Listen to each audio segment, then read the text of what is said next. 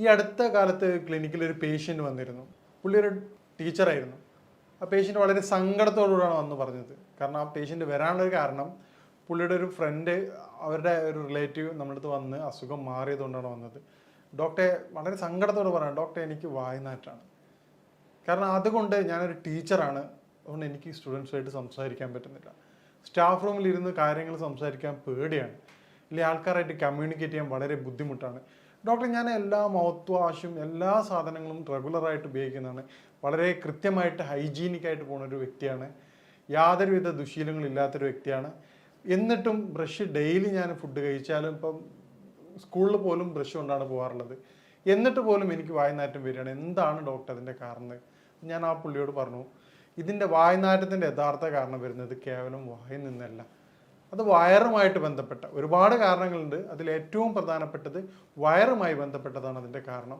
അപ്പോൾ ആ രൂപത്തിൽ വ്യക്തിയെ ട്രീറ്റ് ചെയ്യും, വളരെ എളുപ്പം തന്നെ പൂർണ്ണമായിട്ടും നമുക്ക് മാറ്റിയെടുക്കാൻ പറ്റും. ഞാൻ ഡോക്ടർ സയ്യിദ് മുഹസിൻ.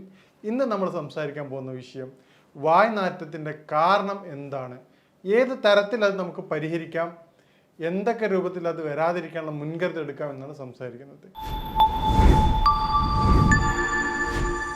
വായ്നാറ്റത്തിൻ്റെ ഏറ്റവും പ്രധാനപ്പെട്ട കാരണം കൃത്യമായ രൂപത്തിലുള്ള ദഹനക്കുറവാണ്.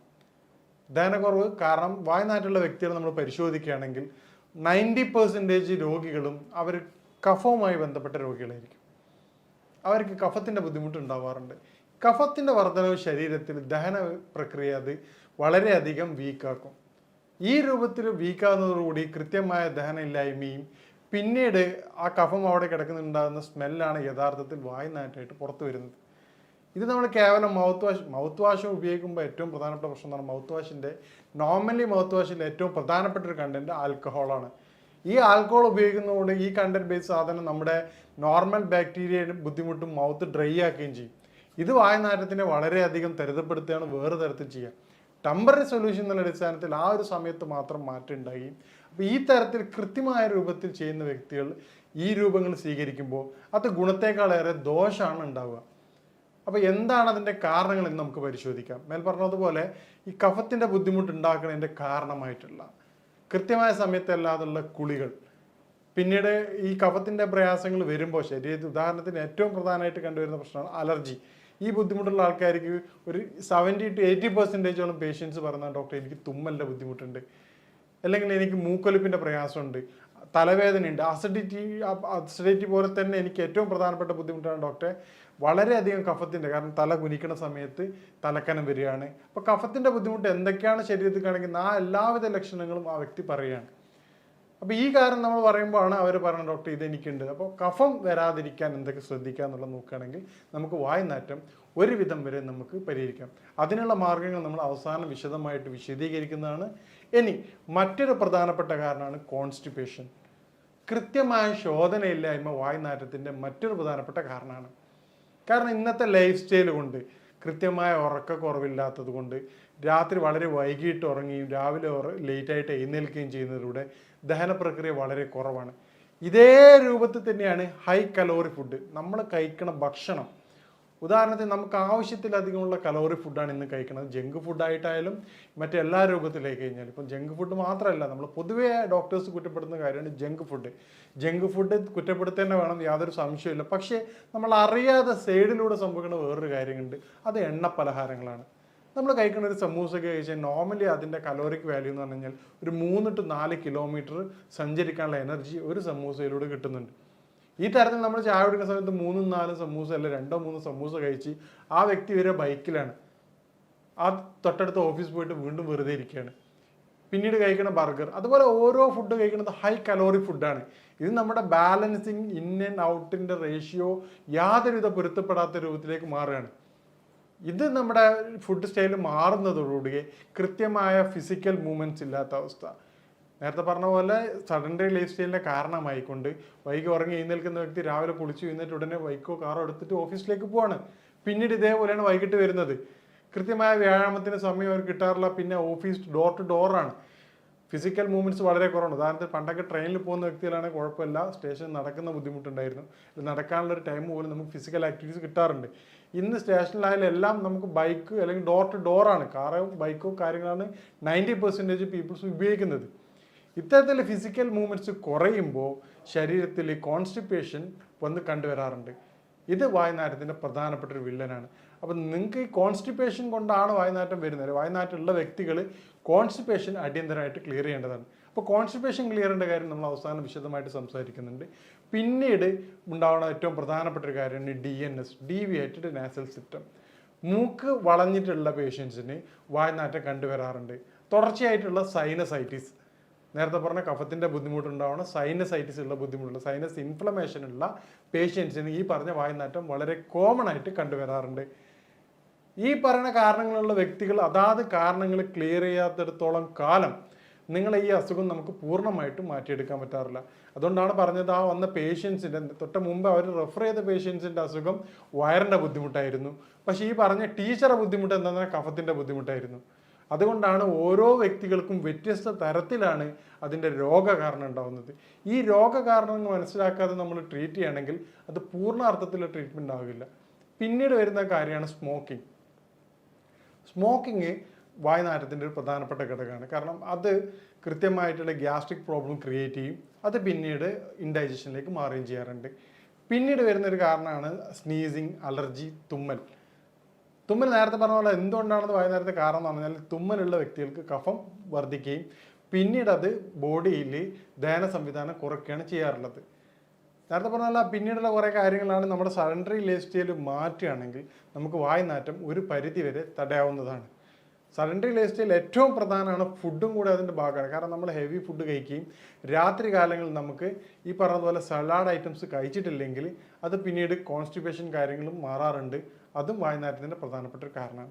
ഇനി വായുനാറ്റം എന്താണെന്നും എന്താണ് അതിൻ്റെ പ്രതിവിധികളെന്നും നമുക്ക് പരിശോധിക്കാം. ഈ കോൺസ്റ്റിപ്പേഷൻ പോലെ തന്നെ കഴിഞ്ഞിട്ടുള്ള പിന്നീടുള്ള പ്രധാനപ്പെട്ട ഒരു അസുഖമാണ്, അത് പൊതുവെ സ്ത്രീകളിലാണ് കണ്ടുവരാറുള്ളത്, വെള്ളപ്പൊക്ക്, വൈറ്റ് ഡിസ്ചാർജ്. ഈ വൈറ്റ് ഡിസ്ചാർജ് ഉള്ള വ്യക്തികൾക്ക് പ്രധാനമായിട്ടും ശരീരത്തിന് ചൂട് കൂടുതലായിട്ട് അനുഭവപ്പെടാറുണ്ട്. ഈ ചൂട് അനുഭവപ്പെടുമ്പോൾ അത് ശരീരത്തിൻ്റെ ദഹന പ്രക്രിയ വളരെയധികം വീക്കാക്കാറുണ്ട്. ഇതാണ് ഇൻഡൈജഷനായിട്ട് മാറുകയും പിന്നീട് വായുനാറ്റം. ചില പേഷ്യൻസ് പറയാറുണ്ട്, ഡോക്ടറെ സങ്കടത്തോടുകൂടെ പറയാം, ഡോക്ടറെ എൻ്റെ മകളും പിന്നെ ഭർത്താവൊന്നും എന്നോട് ഈ പ്രശ്നം പറഞ്ഞിട്ടുണ്ടായിരുന്നില്ല, എൻ്റെ കൂടെ ജോലി ചെയ്യുന്നവരാണ് ഈ പ്രയാസം പറഞ്ഞത്. അപ്പോൾ എനിക്ക് പറയാനുള്ളത്, നിങ്ങളെ വീട്ടിലുള്ള ആൾക്കാർ പറഞ്ഞ് സപ്പോർട്ട് ചെയ്യേണ്ടതാണ്. കാരണം പുറത്തുനിന്നുള്ളൊരു വ്യക്തിയെ പറഞ്ഞ് അറിയിക്കുമ്പോൾ അവർക്ക് വളരെയധികം പ്രയാസം ഉണ്ടാവാറുണ്ട്. മേൽപ്പറഞ്ഞ കാരണങ്ങൾ നമ്മൾ പരിശോധിക്കുകയാണെങ്കിൽ നമുക്ക് വായുനാറ്റം എന്നുള്ള കാര്യം നമുക്ക് പൂർണ്ണമായിട്ടും മാറ്റിയെടുക്കാവുന്നതാണ്. ഇനി എങ്ങനെ നമുക്ക് വായുനാറ്റങ്ങൾ നേരിടാം എന്നുള്ളതാണ്. വായുനാറ്റത്തിൻ്റെ ഏറ്റവും പ്രതിവിധിയായിട്ട് പറഞ്ഞത് കാരണങ്ങൾ അറിഞ്ഞു. ഉദാഹരണത്തിന് ഇപ്പം വ്യത്യസ്തമായ രൂപത്തിലാണ് അതിൻ്റെ എഫക്റ്റ് ചെയ്യണത്. നേരത്തെ പറഞ്ഞ ഏറ്റവും പ്രധാനമായിട്ട് കാരണം കഫത്തിൻ്റെ ബുദ്ധിമുട്ടാണ്. ശരീരത്തിൽ കഫത്തിൻ്റെ പ്രയാസമുള്ള വ്യക്തികൾ, ഓരോ വ്യക്തികൾക്കും നേരത്തെ പറഞ്ഞ കാരണം കൃത്യമായിട്ട് നിങ്ങൾ ഐഡൻറ്റിഫൈ ചെയ്യേണ്ടതാണ്. എന്നാൽ മാത്രമേ ഇത് നമുക്ക് പൂർണ്ണമായിട്ട് പരിഹാരം ലഭിക്കുകയുള്ളൂ. അപ്പോൾ കഫത്തിൻ്റെ ബുദ്ധിമുട്ടുള്ള പേഷ്യൻ്റ് ആണെങ്കിൽ അവർ കൃത്യമായിട്ട് ചെയ്യേണ്ടത്, രാവിലെ വെറും വയറ്റിൽ 1/2 ടീസ്പൂൺ തേനിനകത്ത് ഒരു 1 ഗ്രാം ചുക്ക് നിർബന്ധമായിട്ട് കഴിക്കേണ്ടതാണ്. അതുപോലെ തന്നെ പിന്നെ നമ്മുടെ കുളിയുടെ സമയം കൃത്യമായിട്ട് പരിശോധിക്കേണ്ടതാണ്. 11 മണിക്ക് ശേഷം തല കുളിക്കാതിരിക്കാൻ പ്രത്യേകം ശ്രദ്ധിക്കണം. ഈ 2 കാര്യങ്ങൾ ചെയ്യുന്നതിലൂടെ കഫത്തിൻ്റെ ബുദ്ധിമുട്ടുള്ള വ്യക്തികളുടെ പ്രയാസങ്ങൾ നമുക്ക് ഒരു പരിധി വരെ തടയാൻ സഹായിക്കാറുണ്ട്. ഇതുപോലെ തന്നെ അവർ ഉപയോഗിക്കുന്ന വെളിച്ചെണ്ണ, ഏത് ഹെയർ ഓയിൽ ഉപയോഗിക്കുകയാണെങ്കിലും അതിൽ 1-2 വെളിച്ചെണ്ണയിൽ 1-2 കുരുമുളക് കൂടി ഇട്ടതിന് ശേഷം ഉപയോഗിക്കുകയാണെങ്കിൽ അത് കഫത്തിൻ്റെ ഇറക്കം വളരെ ഫലപ്രദമായിട്ട് തടയാൻ സഹായിക്കുന്നതായിട്ട് കണ്ടുവരാറുണ്ട്. പിന്നീട് നമ്മൾ കോൺസ്റ്റിപ്പേഷനുള്ള പേഷ്യൻസിനാണെങ്കിൽ രാത്രി നിർബന്ധമായിട്ടും നിങ്ങൾ സലാഡ് ഉപയോഗിക്കേണ്ടതാണ്. അതുപോലെ തന്നെ നിങ്ങൾ സലാഡിൻ്റെ ഒപ്പം തന്നെ കക്കരി, പപ്പായ എന്നീ ഫ്രൂട്ട്സുകൾ ഉപയോഗിക്കുക. ഒരു വ്യക്തിക്ക് എന്ത് ഭക്ഷണം കഴിച്ചാലാണോ ദഹനത്തിന് സഹായിക്കുന്നത് ആ ഭക്ഷണ സാധനങ്ങൾ നിർബന്ധമായി ഉൾപ്പെടുത്തേണ്ടതാണ്. എല്ലാ വ്യക്തികളും നിർബന്ധമായിട്ടും 1/2 മണിക്കൂറെങ്കിലും ഫിസിക്കൽ മൂവ്മെൻറ്റ്സ് നിർബന്ധമായിട്ട് ചെയ്യേണ്ടതാണ്. കാരണം ഫിസിക്കൽ മൂവ്മെൻറ്റ് ശരീരത്തിൻ്റെ വളരെയധികം അത്യാവശ്യമായിട്ടുള്ള ഘടകമാണ്. ഇന്നത്തെ എല്ലാ ലൈഫ് സ്റ്റൈൽ ഡിസോർഡേഴ്സിൻ്റെയും അടിസ്ഥാന കാരണം ഫിസിക്കൽ മൂവ്മെൻറ്റ്സിൻ്റെ കുറവാണ്. പിന്നീട് നമുക്ക് ചെയ്യാൻ പറ്റുന്ന കാര്യമാണ് നേരത്തെ പറഞ്ഞ പോലെ വൈറ്റ് ഡിസ്ചാർജ് ഉള്ള സ്ത്രീകളിൽ, വയറിന് ബുദ്ധിമുട്ടുള്ള സ്ത്രീകളിൽ നമുക്ക് ചെയ്യാൻ പറ്റുന്ന കാര്യമാണ് തേൻ നെല്ലിക്ക. വയറിൽ ചൂട് കുറച്ച് തണുപ്പാക്കി മരുന്ന്, തൈര് ധാരാളം ഉപയോഗിക്കാവുന്നതാണ്. അതുപോലെ തന്നെ ജീരകത്തിൻ്റെ വെള്ളം, ഉച്ചയ്ക്ക് ഭക്ഷണം കൊണ്ടുപോകുന്നൊപ്പം തന്നെ ജീരകത്തിൻ്റെ വെള്ളം കൊണ്ടുപോവുകയാണെങ്കിൽ അത് ഡൈജഷൻ വളരെ സുഗമമാക്കുകയും അത് വായ്നാറ്റത്തെ കുറച്ചും കണ്ടുവരാറുണ്ട്.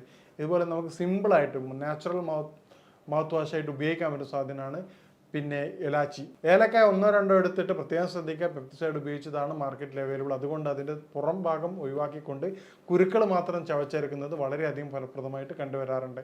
പണ്ട് കാലങ്ങളിൽ ആൾക്കാർ ഇരട്ടി മധുരം, ഒരു ചെറിയൊരു കഷ്ണം ഇരട്ടി മധുരം എടുത്തിട്ട് ഒരു ചെറിയൊരു പീസ് എടുത്ത് ഇടയ്ക്ക് വായിൽ വെച്ച് ചവക്കുന്നത് കഫത്തിൻ്റെ ബുദ്ധിമുട്ട് കുറക്കാൻ വളരെയധികം സഹായിക്കാറുണ്ട്. ഈ തരത്തിലൂടെ കൺട്രോൾ ചെയ്യുകയാണെങ്കിൽ നമുക്ക് വായ്നാറ്റം എന്നുള്ളത് വളരെ എളുപ്പം തന്നെ പൂർണ്ണമായിട്ട് മാറ്റിയെടുക്കാവുന്നതാണ്. ഇനി വായ്നാറ്റം നേരത്തെ പറഞ്ഞതുപോലെ നമ്മുടെ പേഷ്യൻസിന് മാറുന്നതിൻ്റെ കാരണം അവരുടെ യഥാർത്ഥ കാരണം കണ്ടെത്തുന്നതിലൂടെയാണ്. മേൽപ്പറഞ്ഞ കാരണങ്ങളിലൂടെ നമുക്ക് വായ്നാറ്റത്തിൻ്റെ കാരണം മനസ്സിലാക്കിക്കൊണ്ടാണ് നമ്മുടെ ക്ലിനിക്കുകളിൽ രോഗികളെ പരിശോധിച്ച് കൃത്യമായ ചികിത്സ കൊടുക്കുന്നത്. ഇതിലൂടെയാണ് നമുക്ക് പൂർണ്ണമായിട്ട് അത് മാറ്റം കൊടുക്കാമെന്ന്. അപ്പം നിങ്ങൾക്കും നിങ്ങളുടെ കാരണം കണ്ടെത്തിക്കൊണ്ട് പൂർണ്ണമായിട്ടും അതിൻ്റെ പരിഹാരം നേടുകയാണെങ്കിൽ നിങ്ങൾക്കും വായ്നാറ്റം പൂർണ്ണമായിട്ട് മാറ്റാവുന്നതാണ്. ഞാൻ പറഞ്ഞതുപോലെ എന്താണ് നിങ്ങളുടെ വായ്നാറ്റത്തിൻ്റെ കാരണം എന്നുള്ളത് നിങ്ങൾ കൃത്യമായിട്ട് മനസ്സിലാക്കുക. ഈ രൂപത്തിൽ മനസ്സിലാക്കിയിട്ട് അതിൻ്റെ പ്രതിവിധി തേടുകയാണെങ്കിൽ നിങ്ങളുടെ വായ്നാറ്റം നിങ്ങൾക്ക് പൂർണ്ണമായിട്ടും മാറ്റാവുന്നതാണ്. ഇനി ഇതുമായിട്ട് ബന്ധപ്പെട്ട സംശയങ്ങളും കാര്യങ്ങളും നിങ്ങൾക്ക് ബന്ധപ്പെടാവുന്നതാണ്. ഇനി മറ്റൊരു വിഷയമായിട്ട് കാണാം. നന്ദി.